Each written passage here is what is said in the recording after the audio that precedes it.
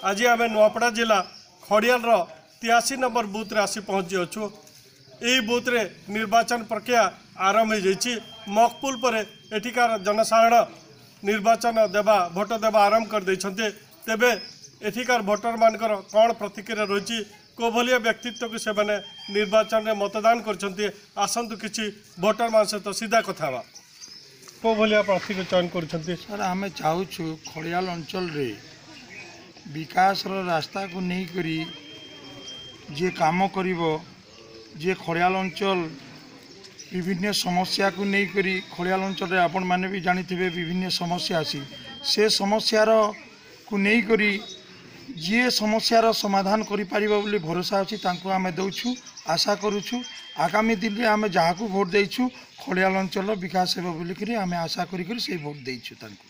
आगे कहतु आपण केते उत्साहित अछन्ते भोट देवा पय। बहुत उत्साहित सर।